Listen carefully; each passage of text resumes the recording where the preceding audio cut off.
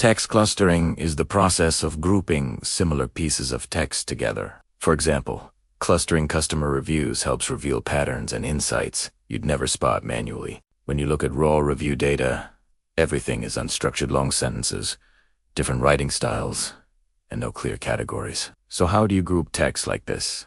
The magic lies in using a large language model to convert unstructured text into embedding, a structured numerical form computers understand. Once you have embeddings, classical clustering algorithms can easily group similar text. Here's the result.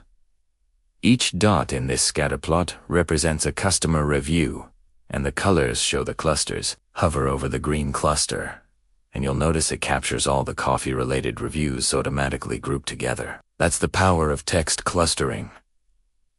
Pretty magical, right? Now let's see how to perform text clustering using the Data Jarvis platform. No coding, no prompt engineering needed. First, let's look at the data. This dataset contains Amazon customer reviews in a simple CSV file. So let's switch to Data Jarvis and open the text clustering feature. We'll start by uploading the file. I'll select the CSV, and once it loads, you'll see a preview of the review text. Then we add the data to the platform, and once it's uploaded, we select it as our data source. With the dataset ready, we can generate the text clusters. You'll see a list of pre-configured prompts. Everything is already prepared for you. Let's use the first prompt to view some sample records. You can see the raw customer review text right there. Now let's move to the main prompt, the one that performs text clustering. We simply choose the review column and enter the number of clusters. I'll go with 5. The prompt now reads, perform text clustering on review. Make 5 clusters.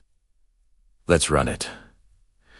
This may take a moment. Once it's done, you'll see the clustering results.